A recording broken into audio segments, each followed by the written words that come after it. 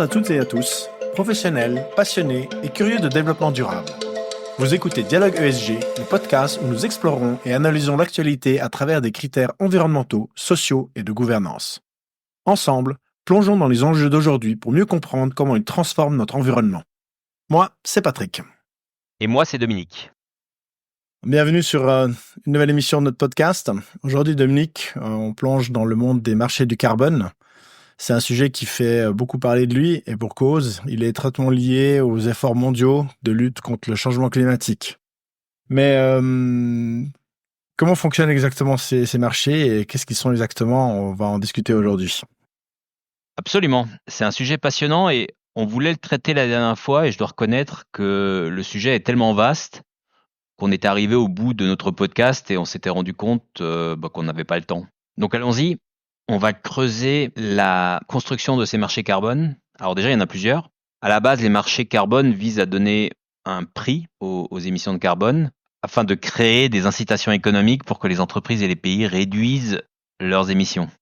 Un des mécanismes clés s'appelle le crédit carbone et on va différencier le crédit carbone pour les marchés volontaires des quotas carbone pour les marchés plutôt réglementés. Alors allons-y, on va voir ça dans le détail. Ok, donc on peut considérer un crédit carbone comme une sorte de monnaie pour l'environnement. Donc chaque crédit représente une tonne de CO2 qui doit soit être retirée de l'atmosphère, soit qui doit être empêchée d'être émise. Et comme toutes les monnaies, ces crédits peuvent être échangés, c'est ça? Oui, tout à fait. Il y a vraiment le concept d'échange de crédit. Ce sont des marchés volontaires et l'idée de l'échange, c'est vraiment le marché classique non réglementé.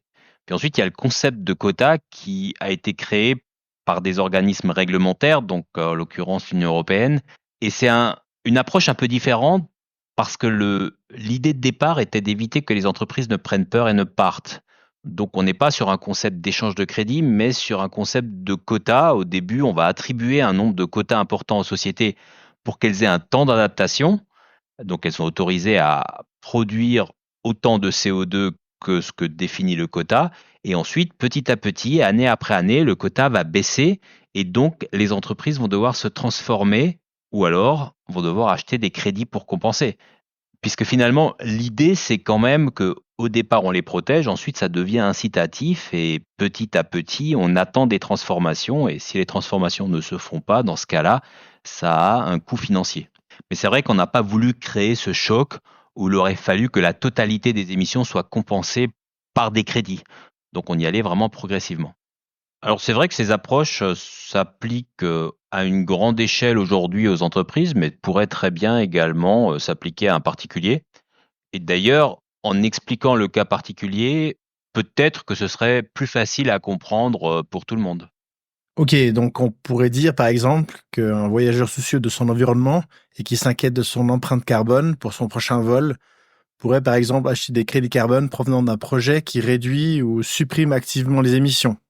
Et ainsi, comme ça, on compense efficacement l'impact du voyage, c'est ça? Donc ça serait une participation volontaire à ce type de marché. Oui, c'est l'idée de la démarche. En tant qu'individu, tu fais déjà un certain nombre d'efforts dans ta vie quotidienne pour diminuer ton empreinte carbone. Mais par exemple, quand tu pars en vacances, tu te décides également de compenser le vol en avion, par exemple. Et donc, tu vas d'une manière ou d'une autre acheter des crédits carbone. Et cet achat, il est vertueux. En plus, parce que finalement, il peut permettre de transférer cette somme d'argent à une société qui, elle, va en profiter pour produire quelque chose de vertueux également. Et donc, on est dans un transfert finalement monétaire qui va générer des actions positives. Ok, on avait vu il y a 4 semaines l'exemple des Masai Mara au Kenya. Ils ont la possibilité de vendre des crédits carbone car ils ont une activité considérée comme vertueuse car ils s'occupent de leur environnement, ce qui permet une meilleure capture du carbone. En gros, un émetteur de carbone paye les Masai Mara pour qu'ils le capturent, donc le carbone. En préparant cet épisode, tu m'as parlé d'un autre exemple, toujours au Kenya. Si on fait quelques recherches supplémentaires, on voit qu'il existe un nombre croissant d'initiatives qui non seulement génèrent des crédits carbone, mais qui créent également une sorte de cercle vertueux en créant des emplois, en permettant d'améliorer les moyens de subsistance et finalement de préserver la diversité. Oui, le cas des Masai Mara est très, très positif. Et dans certains cas, on a tendance en fait à profiter finalement de ce mécanisme pour s'enrichir, et là c'est la limite de l'exercice. Mais si on regarde que les exemples vertueux, on a un nombre impressionnant d'exemples qui méritent d'être racontés. La société que tu mentionnais, qui s'appelle Coco Networks au Kenya, fournit des solutions de cuisson plus propres à des centaines de milliers de foyers. Donc, en gros, il s'agit de cuisinières au bioéthanol. Et simplement, dans ce cas de figure, c'est que s'ils avaient dû vendre ces cuisinières au prix de production, elles auraient été beaucoup trop chères pour les personnes en local. Alors que là, comme elles sont cofinancées par ces crédits carbone, le prix baisse et donc le marché est capable d'acheter ces cuisinières. Donc, on augmente le bien-être et en plus, on est sur une démarche écologiquement soutenable. Ça, c'est évidemment un très bon exemple de la manière de faire qui devrait être généralisée. C'est un exemple super intéressant, mais qui est très micro. Alors, regardons maintenant d'une manière macro comment ces marchés du carbone fonctionnent. Il y a plusieurs acteurs majeurs sur ces marchés, mais il y en a un en particulier qui couvre 45% des émissions de CO2 de l'Union européenne et qui inclut des industries majeures telles que la production d'électricité, l'acier, le ciment et l'aviation. C'est le SEQA, qui est système d'échange de quotas d'émissions. Mais on va, pour plus de simplification, utiliser la nomenclature anglophone, donc ETS, Emission Trading Systems. Alors oui, c'est ça, je l'ai mentionné plus tôt. Donc l'ETS, c'est un système où l'UE fixe un plafond global d'émissions pour ces industries et les entreprises reçoivent des quotas qui leur donnent le droit d'émettre des quantités de CO2. À la fin de chaque année, si elles ont émis plus, elles doivent acheter des quotas supplémentaires. Si elles ont émis moins, elles peuvent conserver les quotas pour l'année suivante, en sachant que chaque année, le nombre de quotas diminue et c'est là évidemment l'intérêt de cette démarche. Donc, si je suis une entreprise qui émet aujourd'hui plus que son quota alloué, ou je sais que je vais avoir un problème demain quand mon quota sera baissé, qu'est-ce que j'ai comme option? En fait, j'en ai deux. Soit je peux investir dans des technologies plus propres pour réduire mes émissions, soit je peux acheter des quotas supplémentaires auprès d'autres entreprises qui en émettent moins. C'est ça? Oui, c'est vraiment la partie échange de ce système et l'idée, évidemment, est que chaque entreprise entreprenne des projets qui vont permettre à moyen long terme de diminuer les émissions de gaz à effet de serre. Par contre, on le sait tous, surtout dans des industries aussi structurantes et consommatrices de capitaux que celles que tu as mentionnées plus tôt, ces projets-là ne se réalisent pas en 6 mois. Donc il y a cette phase de transition qui peut être relativement longue, peut-être plus longue que ce que souhaite l'Union européenne. D'où le fait que si ça prend plus de temps, bah, chaque entreprise a la possibilité d'acheter des crédits pour compenser. Mais bon, évidemment, ça a un coût. Donc pour être conforme, il faut de temps en temps acheter des crédits. C'est pas gratuit, mais voilà, la démarche est intéressante. Ok, bon, on voit aussi que ça n'a pas toujours été sans heurts. Au début, il y avait des problèmes avec le prix du carbone qui était trop bas, ce qui rendait moins cher pour les entreprises d'acheter des quotas que de réduire réellement leurs émissions. Donc, on n'atteignait pas exactement l'objectif. Il y avait également des inquiétudes concernant les fuites de carbone qui se produisaient lorsque les entreprises déplacent leurs opérations vers des pays où la réglementation est moins stricte.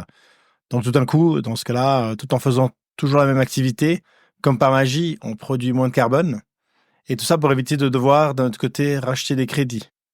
Et donc il y avait toutes sortes de manières de contourner les règles qui étaient définies par les ETS. C'est vrai que cette démarche de contourner les règles est un sport national, voire international, et probablement qu'on a trop tergiversé.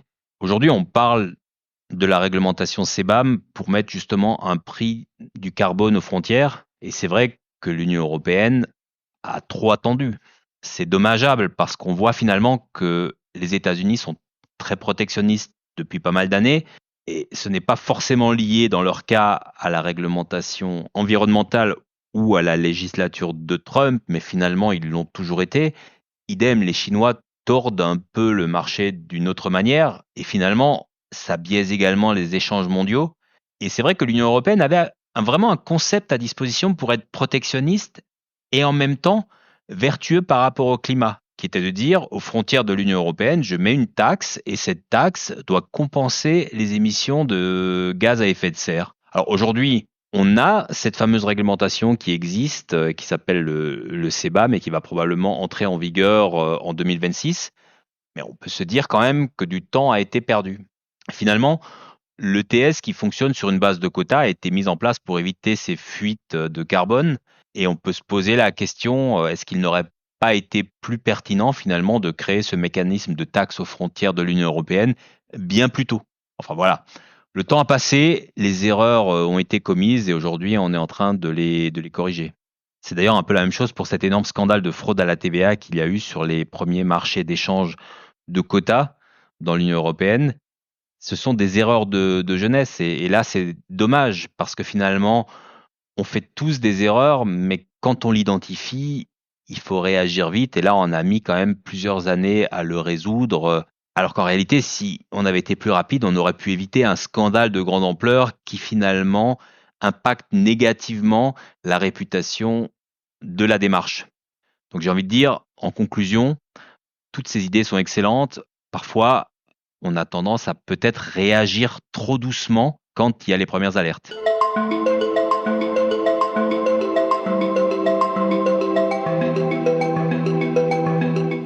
Tu te souviens, Dominique, lors de l'un de nos premiers épisodes, au mois de septembre, lorsque l'on comparait le reporting financier et le reporting de type crédit carbone, on disait justement que le reporting financier avait passé à travers plusieurs scandales pour devenir ce qu'il est aujourd'hui, et on peut dire qu'il est relativement solide, en tout cas jusqu'au prochain scandale. On se rend compte, en cherchant un peu, qu'il existe beaucoup de mini-scandales dans tout ce qui est crédit carbone, même s'ils font peut-être un peu moins la une des journaux, mais ils existent quand même. Donc finalement, chaque règle finit par être contournée d'une manière ou d'une autre. Donc il faut toujours les réadapter. Et c'est finalement exactement ce qu'on vit ici. On se rend compte donc qu'une règle qui a été faite au début n'est peut-être pas assez coercitive ou on n'a pas mis assez d'énergie pour la contrôler. Donc il existe des possibilités de contournement. Et donc on doit faire une nouvelle règle. Et petit à petit, on ferme les écoutilles pour finalement avoir un reporting qui sera de meilleure qualité, ce qui est quand même l'objectif de toutes ces initiatives ESG. Ça doit être mon côté utopiste, mais je me dis toujours, c'est dommage qu'on redémarre à chaque fois avec la même naïveté. On pourrait se dire, on met en place une nouvelle réglementation, elle va avoir des défauts de jeunesse, et donc on sait forcément que certains acteurs vont essayer de la contourner. Donc soyons extrêmement prudents, attentifs pour que dès que ça se produise, parce que ça va se produire, c'est normal quelque part, on est sur quelque chose de jeune, d'immature, on a pensé à beaucoup de choses, mais peut-être qu'on en a oublié un certain nombre d'éléments. C'est là qu'on devrait se dire, ça va se produire, soyons attentifs et réagissons le plus vite possible. Et malheureusement, ça c'est quelque chose qu'on a du mal à faire, on a du mal à profiter finalement de l'expérience des gens qui ont déjà implémenté ce type de transformation qui est évidemment majeur, mais on devrait capitaliser et c'est peut-être le seul reproche qu'on peut faire à l'Union européenne parce qu'autrement l'ETS aujourd'hui fait des émules dans le monde entier. En effet, écoute, puisqu'on parle justement d'émules ou non, dans le monde entier, je pense qu'il y a aussi beaucoup de changements qui sont à venir avec une nouvelle administration aux États-Unis qui va probablement faire que certaines choses vont changer, peut-être moins qu'on pense, peut-être plus qu'on soupçonne, mais ça sera sûrement l'occasion de faire une nouvelle discussion et d'avoir une nouvelle émission de notre podcast. Et oui, encore un sujet passionnant. C'est vrai que pour être franc, je dois reconnaître qu'aujourd'hui, par rapport aux États-Unis, la Chine a l'air d'être plus moteur sur ces transformations, ces transitions liées en fait au dérèglement climatique. Alors elle met longtemps à réagir, c'est certain, probablement plus longtemps que l'Union européenne, que l'Europe. Mais finalement, le système ETS qui a été créé fin des années 2000, la Chine a décidé il y a 2 ans de mettre en place la même chose. Au niveau de la CSRD, c'est pareil, la Chine a décidé récemment de s'en inspirer. Donc de ce point de vue-là, j'ai presque envie de dire qu'ils sont plus moteurs que les États-Unis. Et les États-Unis, c'est vraiment un cas particulier qu'il va falloir étudier en profondeur parce qu'ils suivent une trajectoire qui est quand même bien différente du reste du monde. En effet, en effet. Bon allez, je crois qu'il est temps. Merci à tous de nous avoir écoutés et on se réjouit que vous nous réécoutiez dans 2 semaines. Allez, à dans 2 semaines.